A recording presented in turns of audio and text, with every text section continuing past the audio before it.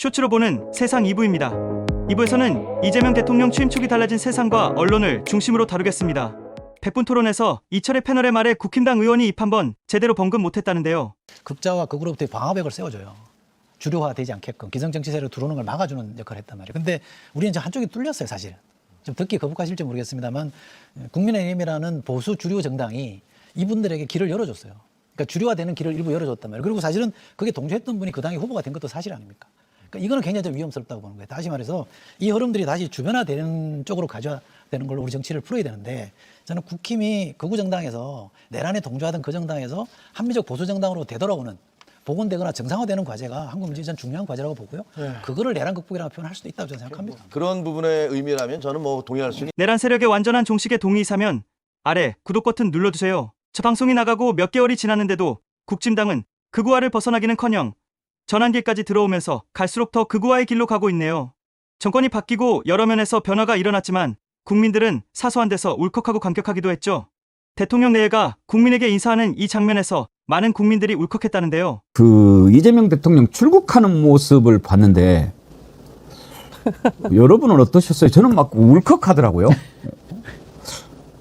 참 그 트랩에 올라가서 이렇게 두 손을 모으고 대통령 내외가 이렇게 인사를 하는데, 그러니까 그 전에 윤석열을 할 때 우리가 너무 좀 속이 많이 상해서 그랬던가, 상당히 좀 보는데 울컥했어요. 근데 제가 그걸 보면서 오늘 그런 생각이 했어요. 소통은 자신감이구나. 그리고 내 능력이구나. 내가 거리낄 게 없고 내가 다 알고 실력이 있으니까 여유가 생기고 소통이 되는 거죠. 근데 내가 감출 게 많고 이야기하면 들통나면은 감추죠. 그럼요. 소통이 안 되죠. 근데 정말 기자들하고 허심탄회하게 얘기하고 뭘 물어봐도 다 이렇게 얘기하고 그러는 걸 보면서 아, 소통은 자신감에서 오는 거구나. 능력에서 오는 거구나. 그런 생각을 했죠. 소통할 줄 아는 대통령을 가졌다는 자부심이 느껴지신다면 아래 구독 버튼 세게 눌러주세요. 그 TF 팀장에 누가 됐냐면 이 정도라고 성함도 특이해. 이 정도 할 수 있는 사람이 없어요. 5년 내내. 이 양반이 문재인 대통령 문재인식에 나도 좀 줘 그러니까 안 됩니다 그랬다면서요. 예. 아무리 그래도 대통령이 나 하나만 줘 그러는데 대통령한테 안 됩니다. 또 그런 일화도 있잖아요. 평창 동계올림픽 때 경호처 직원들 고생해서 이제 목욕하라고 그러는데 얼마씩 줬는지 아세요? 5,500원. 딱 5,500원. 그러니까 그때 댓글이 목욕비만 하나 사 먹게 좀 챙겨주지. 목욕탕에서는 목욕만 해. 바나나 우유는 낭비야. 이 정도 해낼 수 있는 새 정부가 든든하다면 아래 구독 버튼 눌러주세요. 청와대 이전 프로젝트는 이 정도 팀장이 착착 잘하고 있겠죠? 아마 이 정도. 소위 입틀막 정권을 버텨온 국민들에게 젠프는 여러모로 신선한 충격을 주었다는데요. 다음 장면이 대표적입니다. 윤석열이 대통령일 땐 상상도 못하는 장면을 대통령이 바뀌니 우리가 보게 되네요. 많이 오고 싶다.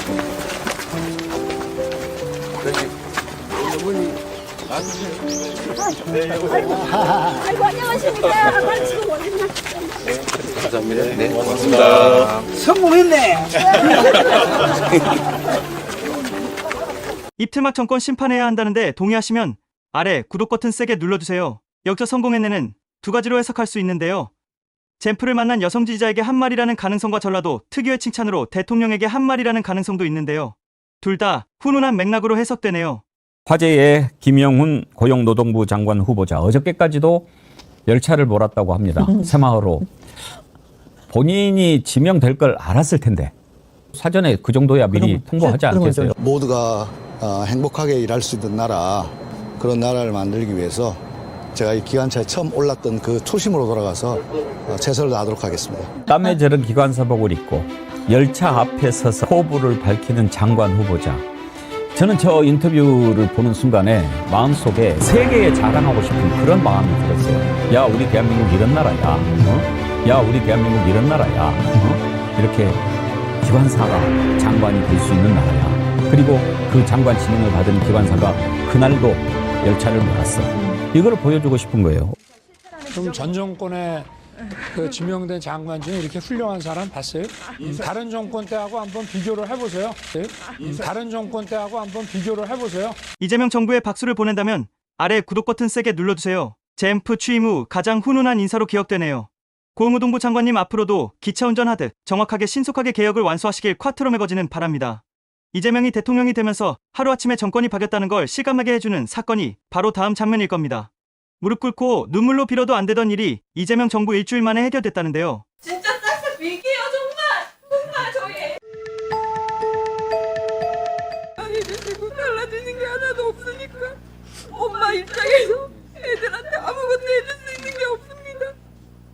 정말 너무 힘듭니다. 정말 간절합니다. 저희 저것부터 좀 해주셨으면 잠을 못 자고 힘들어하니까는 입에 구내염 생기고 아들내미 같은 경우는 새벽 3, 4시까지도 잠을 못 자고 이재명 대통령은 오늘 오후 2시를 기해 우리군 당국이 전방 지역에 설치한 대북 확성기 강력을 중지하도록 지시했습니다. 지난 윤석열 정권이 지옥 같았다는데 동의하시면 아래 구독 버튼 세게 눌러주세요. 젠프와 윤석열을 비교하는 것 자체가 불쾌할 정도로 말이 안 되는 일이지만 보수 패널 장성철은 색다른 시각으로 비교를 해서 화제가 됐는데요. 다음 장면 보시죠. 보수 패널 장성철이 이재명 정부의 완벽한 인사에 배가 아프다는데요. 저는 이 점이 부러워요. 그러니까 이재명 대통령의 이러한 인사, 예를 들면 김민석, 강훈식 이 분들은요 대통령 꿈이 있는 분들이거든요. 그러니까 키우는 거예요. 그러니까 김민석 의원이나 강훈식 의원, 김민석 의원은 서울시장 나가고 싶어합니다. 그러고 대통령 출마하고 싶어해요. 장 소장님이 예측입니다. 예. 예, 예측. 그리고 예. 아니, 정치인들은 다 대통령 꿈이 있는 거니까요. 예. 이런 분들이 정치적인 욕심이 있는데도 불구하고 이렇게 클 수 있는 자리를 만들어주잖아요. 윤석열 전 대통령 어떻게 했어요?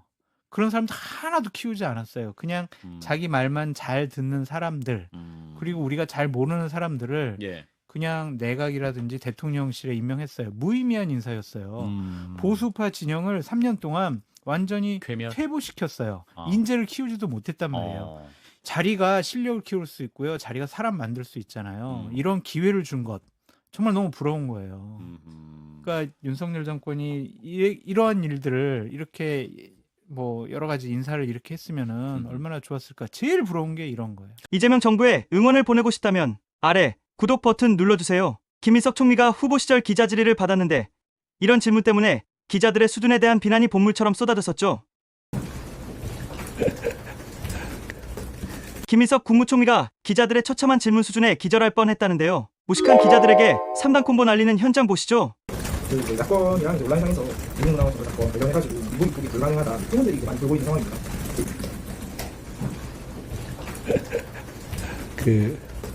조금 더 저에 대해서 조사를 하셨으면 좋았겠다. 미국에서 비교적 다양한 공부를 했고 공교롭게도 전임 총리와 같은 학교를 다녔고 미국 변호사 또 자격도 받는 등 저는 미국의 가장 훌륭한 세계에 대한 수출품이 헌법이라고 보는 사람입니다. 인터넷 검색도 안 해보고 무식한 질문 날리는 기자들이 한심하다면 아래 구독 버튼 세게 눌러주세요. 이런 기자들의 수준에 최경영 기자가 후배들을 질타했는데 함께 보시죠. 김민석 총리에게 미국 입국도 못하냐는 질문을 했던 기자에게 선배 기자 최경영이 속시원히 일가를 했다는데요. 뉴스원의 저 젊은 기자가 저 강력한 반공지 고정관념 있지 않습니까? 맞아요. 저거를 수십 년 동안 전후 세대들이 퍼뜨려 온 거거든요.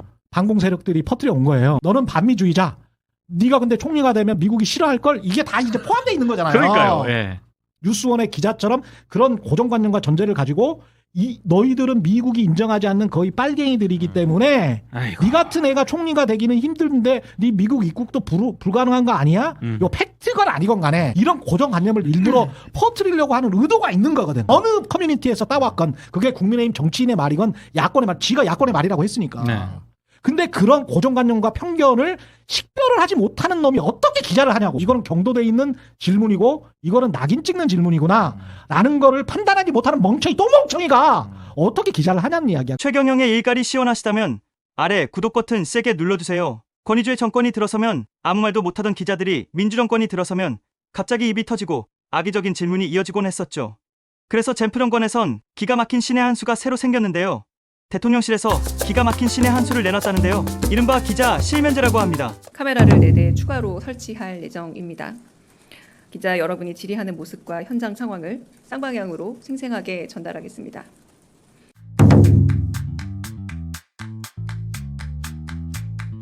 (6월) 중순 이후 시행될 예정입니다. 이상입니다. 기자들의 기레기성을 개선해야 한다는데 동의하시면 아래 구독 버튼 눌러주세요. 무엇보다 정권 교체로 세상이 바뀌었구나 실감나게 하는 것이 바로 3대 특검 통과였죠. 윤석열의 연이은 거부권 행사에 막혀있던 특검이 드디어 통과됐다는데요. 이재명 대통령은 3개의 특검법을 심의 의결했습니다. 또한 그동안 대통령의 거부권에 막혀 제대로 행사되지 못했던 국회의 입법 권한을 국민께 다시 돌려드리는 의미도 포함됩니다. 특검을 통해 진상과 진실이 투명하게 규명되기를 희망한다고 밝혔습니다. 윤석열 정부의 비리와 불법을 밝혀내기를 기대한다면 아래 구독 버튼 눌러주세요. 특검으로 수백억 원의 예산이 낭비된다. 오늘 국민의힘에서 나온 주장입니다. 코스피 시가총액이 130조 원 증발했고 환율이 급등했으며 수출 차질에 소비 위축까지 경제적 손실이 헤아리기 어려울 정도였습니다. 예산이 낭비되니 하지 말자는 주장. 얼마나 설득력을 얻을 수 있을지 의문입니다. 앵커 한마디였습니다.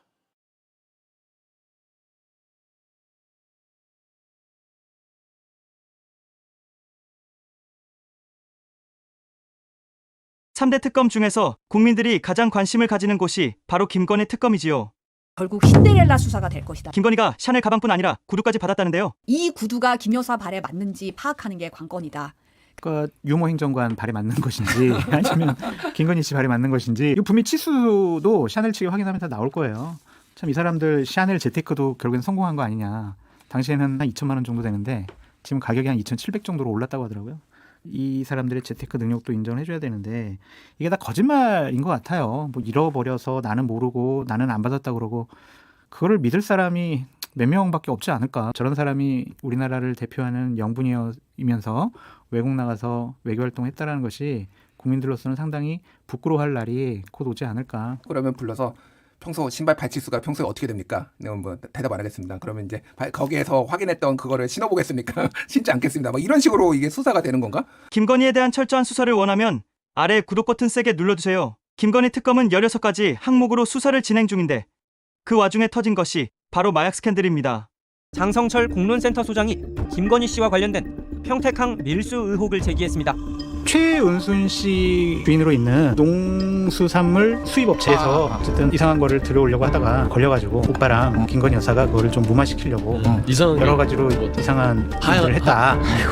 윤 전 대통령의 부인 김건희 씨와 장모인 최은순 씨, 김 씨의 오빠인 김진호 씨가 철저하게 연루된 일이 터질 수 있다고 주장했습니다.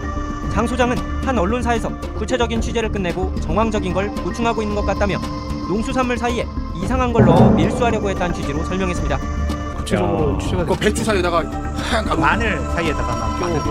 한 출연자가 인천세관 마약 사건 외압 의혹을 언급하자 장 소장은 인천 건과는 별개의 건이라고 덧붙였습니다. 꿰트로 장 소장은 여러 가지 확인된 부분도 있다며 이 문제가 불거지면 큰 파장을 일으킬 거라고 내다봤습니다. 김건희 일가에 대한 철저한 수사가 필요하다는데 동의하시면 아래 구독 버튼 세게 눌러주세요. 그분이 본인 SNS에 6글자를 남겨요. 지금 이런 김건희